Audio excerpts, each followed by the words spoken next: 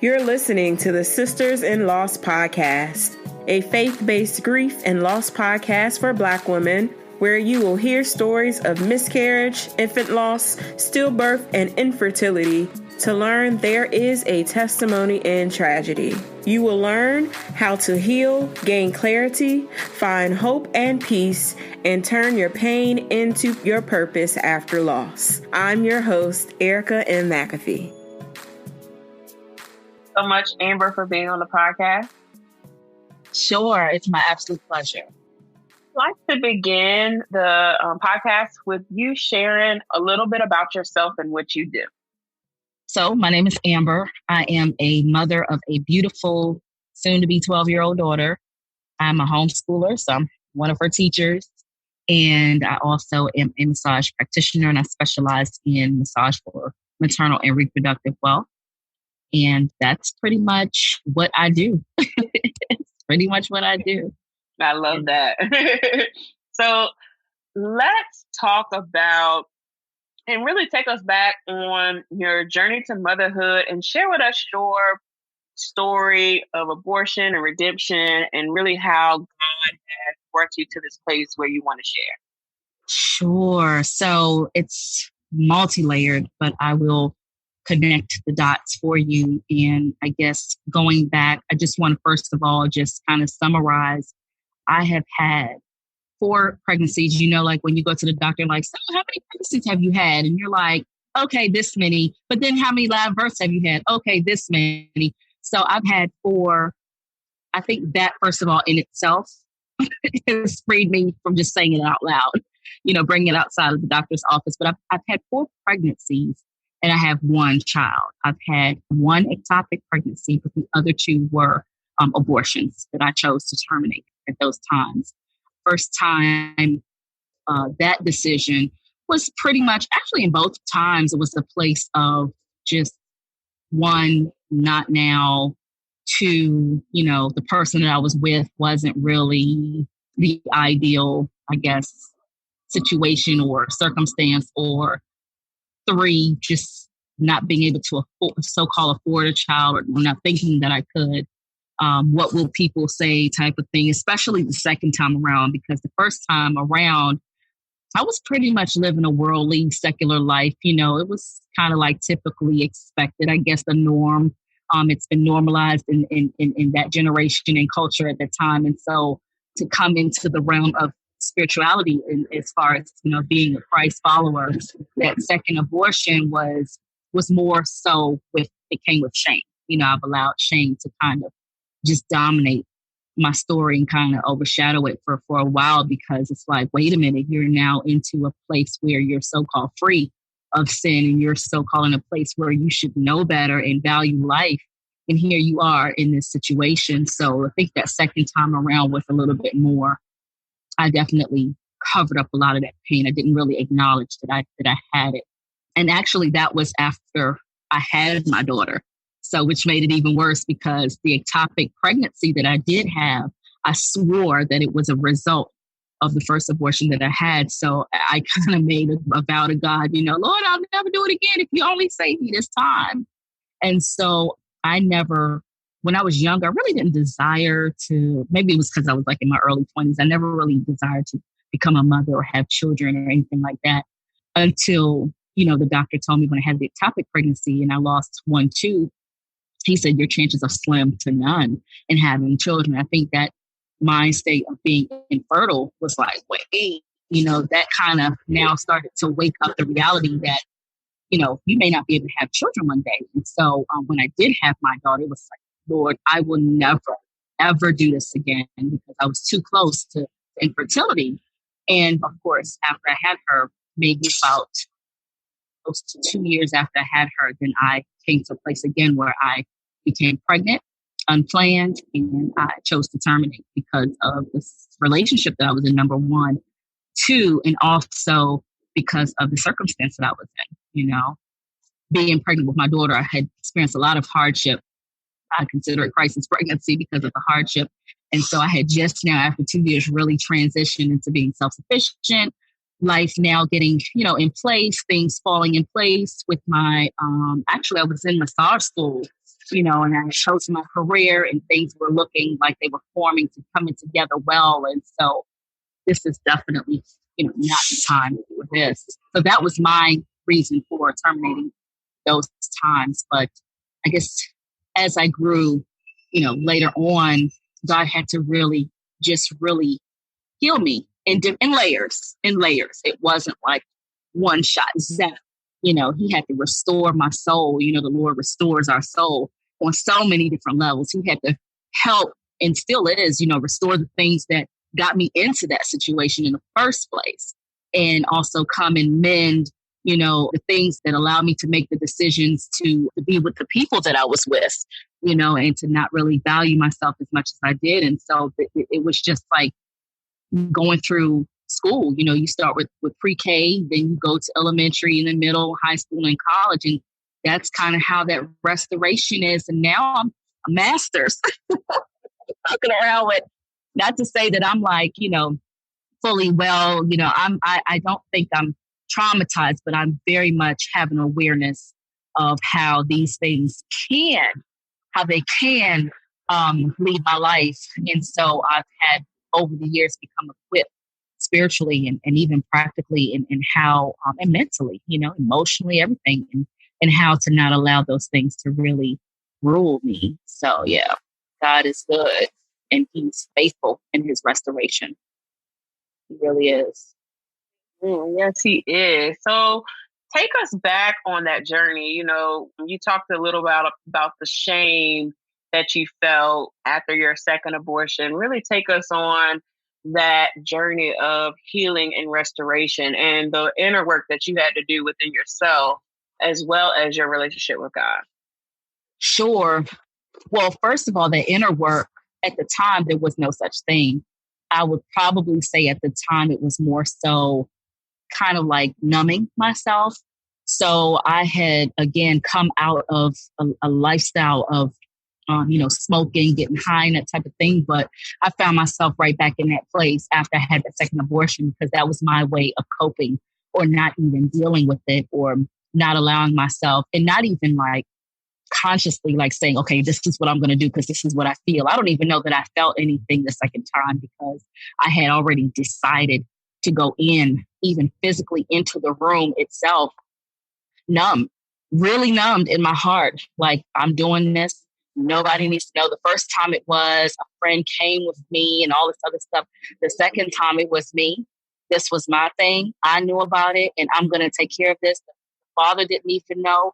And I just went in and I remember that I told you I was in massage school during that time. So one of the things I think we had already learned about essential oils and the benefits and things like that. I had literally bathed in lavender because I knew that it was relaxing. And I knew that it was, calming. And so I had put stuff I had put some lavender oil all behind my ears, my wrist and everything, so that I can really go into that place and literally be just really unaware emotionally, that I was just going through the motions and sitting in the waiting room. I did not want to even look up. I didn't want to see anybody. I didn't want to talk to anybody. I just wanted to be called next. Let's get this done and let's just move through it. I remember going on to the actual table and, the stirrups and all of that, and just coaching myself inside of my head. Don't get into this. Don't be here right now. Just, go on and get it done and let that be that. And that was that. And so then it's as a result of that, I know today, but I didn't know then, that's when I started picking up that habit of smoking and getting high again, because I had this trauma that I experienced. And so that was my way of dealing with it. So as far as inner work, that was also a time when I hadn't fully committed to the Lord. Actually, no, I hadn't. I hadn't fully committed to the Lord. I wouldn't even say that I was saved at that time. I had been around Christians and I knew some of the ways to live, and I knew some of the things that were considered righteous. But I don't know that. No, I know for a fact that at the time I had not had that transaction with the Holy Spirit, taking over in my life. That had not occurred then. So I was not even in a place where I could say, okay, I was a believer. I just had the head knowledge. I had information. And so I was lining everything up based on that. It wasn't until maybe a year or two later when I actually got saved. I got saved at like 33 years old. And then, growing in the Lord, like I said, that's when he started. We didn't even deal with the abortion at that point. He was dealing with other things. It's only actually most in the past year that this had opened back up again. And I've been free to talk about it for a while, but I didn't know that I needed healing, or I didn't know that there was an actual journey, a path to healing for this. And I didn't realize that there were so many connections to it until this past year when I really became more aware of this thing called post-abortive stress. I've been to a symposium. I was so glad to see that there was a symposium for this. And the ladies leading that were just absolutely amazing. And they followed up with a Bible study that I would love to reconnect with.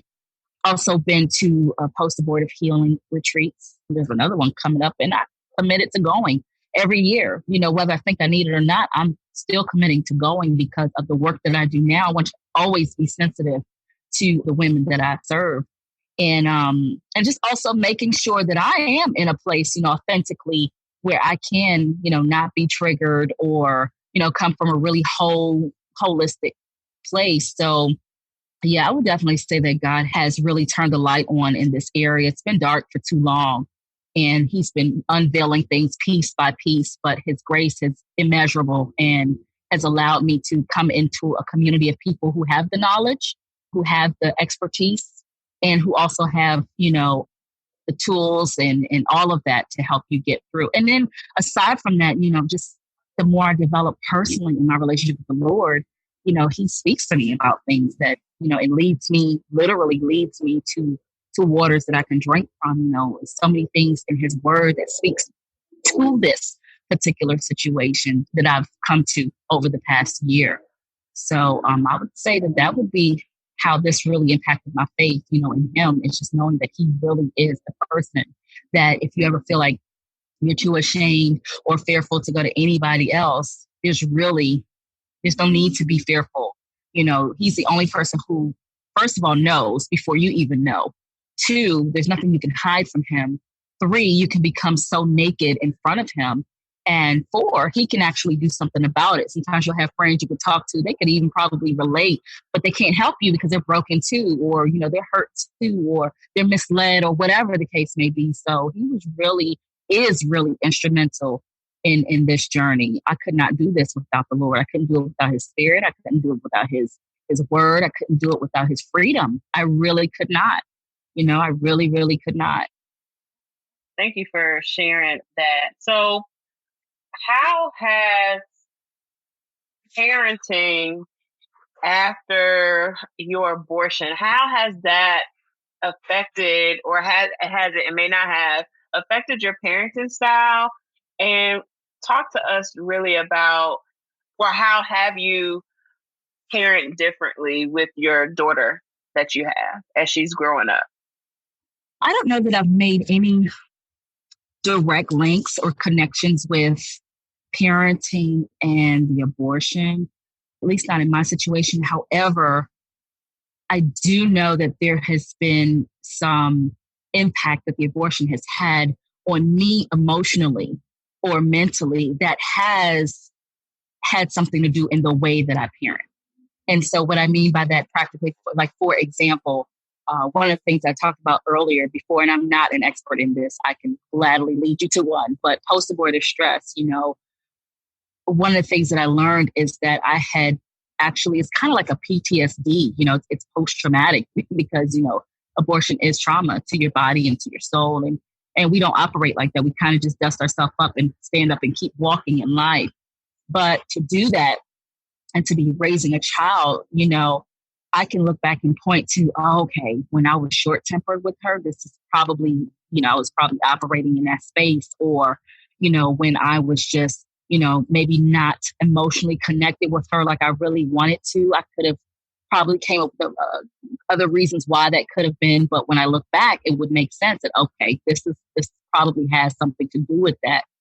So if anything, those are the kind of connections that I can make as far as parenting, but it didn't make me parent any more or any less per se in my mind, not that I'm aware of, not that anything that has been revealed to me or that I can speak to other than those things that I talk about. And so if anything, what I have now in my awareness is I have a conviction to be the best parent that I can be. And so by doing that, I'm making sure that I'm getting all that I need. I have a therapist I see weekly. We don't talk about abortion. That's not the only thing, but just some cognitive behavior therapy, dealing with some transitional stress, dealing with any anxiety, that type of thing. And she's also a believer. So, we are really equally yoked in any of my therapy or treatment or anything like that. And so just really making sure that I am, staying steadfast in my relationship with the Lord, because again, outside of that, I am really operating in my flesh that just doesn't know how to deal with it. So I'm empowered by these people and these professionals and, these resources, like I mentioned about the other retreat that's coming up in April. It's on my calendar and I'm committed to going, not because, I'm unhealed and I need to, no, because I want to always be in a place, again, where I'm not just sensitive to the women that I'm served, but I'm also sensitive to the things that I still may need, for my daughter's sake. I don't want to ever be parenting and knowing that there's a possibility that this could be happening as she's getting older because I'm still traumatized or I've got some things unsettled or whatever. We can't ever get to a place where we feel like, we don't need help. So just to keep my awareness where it is one of the things I could do. And I would say that to all these things, I can definitely say that this is how I am committed in being the best, absolute best parent that I can be with what I've been not just given, but what I've chosen in the past, and not really let it dictate how I mother my child. Thank you for sharing that. Yeah, and I'm happy that you mentioned that, you have a therapist and that you are getting the resources and tools that you need to continue on this journey and continue working on yourself as you grow your relationship with Christ. So I know you mentioned a retreat.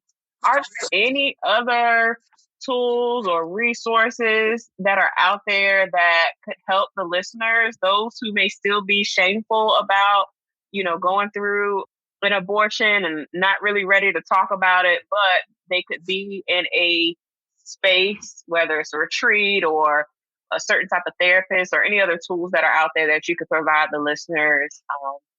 Sure. I would appreciate it, because I think that a lot of women listening may not talk about this. You already know the shame and stigma around just loss in general, but to go through something like this, a lot of women will still feel that shame in them. And just like you, we all have to do that inner work in order to remove the stigma, remove the shame, and to really be open and honest about what are the decisions that we made and then what we're doing to combat that going forward. So any tools or resources would be greatly appreciated. Sure, absolutely. I don't want to sound like the typical Christian, but first of all, always start with prayer. Always start with prayer, first of all. And don't wait for, you to become, I'm speaking to the woman who needs to hear this. Do not wait until you are healed or until you are in a place where, excuse me, you don't emote just at the sound of the word abortion, because our healing is communal, just as our God is, Father, Son, and Holy Spirit. And so people have been gifted in these areas to help us. And so if we don't come into community for a part of our healing journey, then we'll really become isolated and then in bondage, and that's no place to be at all. We weren't created for that. And so one of the things I would say is, first of all, start with prayer. Ask the Lord, first of all, to show you yourself. Ask him to, break down the walls around your heart that won't allow you to cry or won't allow you to talk about it or won't allow you to look at it. Sometimes we have to look at these things, they may be ugly, they may be uncomfortable, but we have to look at it, ask him to hold your hand, because he will, while you're doing that. And then I would say definitely pray for him to start aligning you. There's a choreographic move of God in the midst. And so he can start to I did not go looking for these things. I was simply just walking on my journey with my relationship with the Lord, and things started to line up. He is the one who told me, hey, we've got to look at this thing right here, this abortion. This is what we have to look at. And so he will do that. He will absolutely do that. And he will start to put people, places, and things in your path. There was no coincidence last year when 2 events in the same week were lined up, and I had enough time to register for both of them. So one of them was, like I talked about, the symposium. I believe it was at First Baptist Church of Glenarden. They have a ministry called Beauty for Ashes, and every year they host this symposium for post-abortive care, for post-abortive healing for men and women, and so I would definitely encourage, it's not my church, but I would definitely, advocate for it, because I've been there and I sat through it, and it's amazing. And it's not just dealing, with just the spiritual aspect of it. She is clinically walking you through post-abortive stress. She is really raising awareness in this, and you will sit there and come into such an awareness about yourself and why you've made certain decisions in life, why you have certain experiences that you thought it didn't have anything to do with the abortion that you had 10 years ago, 20 years ago. And then you start to have all these, aha moments and have all this revelation come and meet you in that room. I would encourage everyone to get on that website and start to bookmark it, because they may start to advertise it as soon as this summer. It's usually, I think, around September or October. And that's one thing I can definitely speak to. And even in that, there's a post Bible study, I think, for about 10 to 12 weeks. Another thing is, I would say that pray that, the Lord will guide you. Go to a bookstore. You can go to Christian bookstores and ask at the front desk, or get on Amazon and start looking around. There might be a devotional that speaks to this particular issue. There might be a study guide or something. But again, even in that, I would not do that all alone. If you know a sister or a friend or cousin or another woman who has experienced this, she may be in need of you and her partnering up in walking this road together, and devoting time, with this in the backdrop of God's word and what he has to say about it. Another thing I would say is, I spoke about the retreats. I've found mostly kind of like in the Catholic community, I found, I think it's called Project Rachel. They are a great resource for abortion, post-abortive resources and support and that type of thing. And I think they're the ones who have information on the different retreats. There's a 1-day one that I went to again last September, was like a week before. And then there's a 3-day one that comes up this April. And so one of the things I love the Lord is, again, he's so chronological and intentional with everything that he does, that he loves me so much that he gave me the opportunity to get prepared for that symposium, because,